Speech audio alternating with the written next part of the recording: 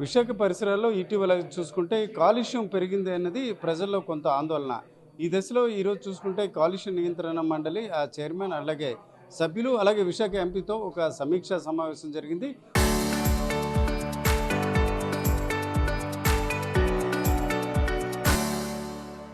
అసలు అక్కడ ఎలాంటి అంశాలు చర్చకు వచ్చాయి, అట్లాగే నగరంలో చూసుకుంటే కాలుష్యం పెరగడానికి కారణాలు ఏంటి అన్న విషయంపై మనతో మాట్లాడడానికి బోర్డు మెంబర్ పసుపులేటి సందీప్ గారు ఉన్నారు. సందీప్ గారు, అంటే మీరు వైజాగ్ లోకల్ పర్సన్ ఒక రకంగా. ఈ మధ్య మీరు పేపర్లో కావచ్చు, పబ్లిక్ వ్యూస్ చూశారు, కొంత కాలుష్యం పెరిగింది. ఒక సెకండ్ డే అంటే ఒక అక్టోబర్ నవంబర్లో చూసుకుంటే ఢిల్లీకి మించి కాలుష్యం కూడా పెరిగిందని ఒక అభిప్రాయం, లెక్కలు కూడా తెలిసాయి. ఈ ఇష్యూ ఈరోజు బోర్డు మీటింగ్లో డిస్కస్ చేశారు. ముందుగా మీ అందరికీ తెలియాల్సింది ఏంటంటే, గత సంవత్సరంలో ఏవైతే పొల్యూషన్ లెవెల్స్ ముఖ్యంగా అది వింటర్లోకి రావడానికి కారణం ఏంటంటే, విశాఖపట్నం అనేది ఒక బౌల్ ఏరియా లాంటిదండి. అంటే ఒకవైపు సముద్రం మరియు రెండో వైపు మీకు కొండలు లాంటివి ఉంటాయన్నమాట. ఎప్పుడైతే మీకు ఈ కొండలు అనే స్ట్రక్చర్ ఉంటుందో, ఆ ఎయిర్ వచ్చినప్పుడు మీకు ఆ కొండల నుంచి దాటి వెళ్లకుండా మళ్ళీ తిరిగి ఆ రీసర్క్యులేట్ అయ్యి మళ్ళీ తిరిగి ఆ సిటీ పైనే ఒక మబ్బుల ఒక క్లౌడ్ లాగా ఫామ్ అవుతుంది.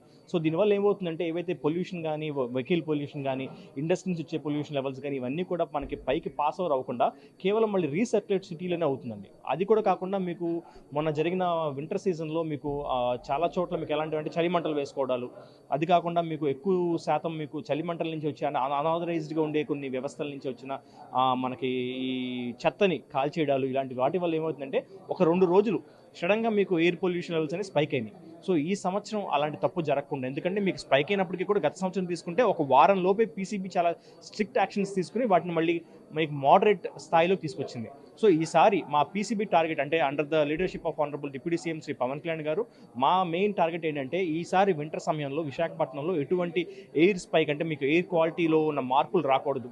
సో ముందు నుంచే కంపెనీస్ని అలర్ట్ చేసుకుంటూ ఈ వింటర్ సీజన్లో లాస్ట్ టైం జరిగినట్టు కాకుండా ఉండాలని చెప్పి ముఖ్య ఉద్దేశంతో మీకు గవర్నమెంట్ సెక్టార్లో ఉండే ఇండస్ట్రీస్ కానివ్వండి, ప్రైవేట్ సెక్టార్స్లో ఉండే ఇండస్ట్రీస్ కానివ్వండి, రెండింటిని కూడా పిలిచి వాళ్ళ నుంచి ఒక యాక్షన్ ప్లాన్ ఇన్ రిటర్న్ అంటే రాసి ఇవ్వడం, కేవలం చెప్పి వెళ్ళిపోవడం కాదు, రాసి ఇచ్చి దానికి కంపైల్ అవ్వాలని చెప్పి ఉద్దేశంతో ఈ రివ్యూ మీటింగ్ పెట్టడం జరిగిందండి.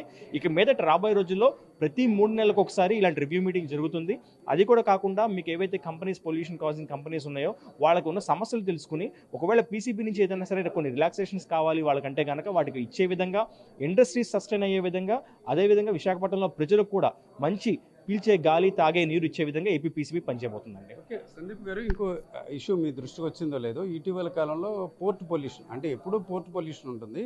ఈరోజు కన్వేయర్ బెల్ట్ వెళ్ళే మార్గం ఎక్కడెక్కడ హోల్స్ ఉన్నాయి. దాంతో ఆ కోట వీధి కావచ్చు, ఏదైతే రకరకాల సోల్జర్స్ వీధి, ఇట్లా థామ్సన్ స్ట్రీట్, వాళ్ళందరూ కూడా నేరుగా పౌడర్ పడుతుంది. అట్లాంటి ఆ ఇష్యూ మీద ఏమైనా దృష్టి పెట్టి పోర్ట్ అధికారులతో మాట్లాడడం అట్లాంటివి? డెఫినెట్లీ అండి, ఎందుకంటే మీడియా సంస్థ మీ నుంచి వచ్చిన కొన్ని వీడియోస్ కూడా మేము చూడటం జరిగింది. ఎందుకంటే పబ్లిక్ నుంచి వచ్చే ఫీడ్బ్యాక్ డైరెక్ట్గా మేము కూడా చూడటం జరిగిందండి. సో దీనిలో భాగంగానే ముఖ్యంగా ఈరోజు మీటింగ్ పెట్టే ముందు కూడా ఆ బాధితులతో మాట్లాడటం, ఈరోజు మీటింగ్లో ముఖ్యంగా మీకు ఏవైతే మన పోర్ట్ అథారిటీస్ ఉన్నారో వాళ్ళతో మాట్లాడడం, నెక్స్ట్ మళ్ళీ హ్యాండ్లర్స్ ఉన్నారో వాళ్ళతో మాట్లాడటం, స్టీప్ డోరింగ్ చేసే వ్యక్తులు ఉన్నారో వాళ్ళతో మాట్లాడటం కూడా జరిగింది. మీకు రీసెంట్గా వచ్చిన వీడియోస్ ఏంటంటే అవి బాక్స్ సెట్ అనమాట. మీకైతే రెడ్ కలర్లో వచ్చిందో అది బాక్స్ సెట్.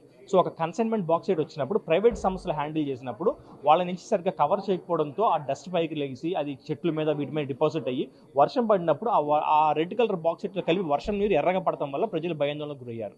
సో మాకు ఇది తెలిసిన వెంటనే ఆ కంపెనీకి స్టాప్ నోటీస్ ఇవ్వడం జరిగింది. వాళ్ళు ఆ పనిని కూడా ఆపడం జరిగింది. పూర్తిగా కవర్స్తో క్లియర్ చేసుకుని వాటిని కవర్ చేసినాక మాత్రమే ఈ పనులు మళ్ళీ తిరిగి ప్రారంభించాలని మేము చెప్పాం. అది కూడా కాకుండా కన్వేయర్ బెల్ట్స్ ఏవైతే గ్యాప్స్ ఉన్నాయో వీటన్నిటిని కూడా రాబోయే రోజుల్లో టెక్నాలజీని యూజ్ చేసుకుని డ్రోన్ సిస్టమ్ ద్వారా మేము ఎక్కడెక్కడైతే లీక్స్ ఉన్నాయో పీసీబీ మేము మా సైడ్ నుంచి మేము మానిటర్ చేసి ఆ లీక్స్ ఉన్న వాటిని వెంటనే ఆ ప్రైవేట్ వ్యక్తులు అయితే ప్రైవేట్ వ్యక్తులు, లేదు ప్రభుత్వం నుంచి వచ్చే పోర్టు అయితే కనుక పోర్టు అధికారులతో కూడా ఆ లీక్స్ని త్వరగా క్లియర్ చేసే ఉద్దేశంలో పీసీబీ ఉందండి. ఇది పంచకర్ల సందీప్. వాస్తవానికి ఇటీవల ఆర్టీవీ దీనిపై ఒక ప్రత్యేక కథనం ఇవ్వడం జరిగింది. ప్రధానంగా ఈరోజు విశాఖలోని 1 టౌన్ పరిసర ప్రాంతాల్లో చూసుకుంటే ఎరుపు రంగు కాలుష్యం, ఇది ఒక రకంగా వర్షం కురిసింది అనే ఒక రకమైన అభిప్రాయం కూడా ప్రజల్లో వ్యక్తమైంది. అయితే అది పోర్ట్ నుంచి కంటైనర్లకు సంబంధించి ఏదైతే కన్వేయర్ బెల్ట్ మీదుగా వెళ్ళే క్రమంలో అది దిగువన పడడం, చెట్లపై పడడం, అదే సమయంలో వర్షం పడడంతో అది కింద పడిందని గుర్తించడం జరిగింది.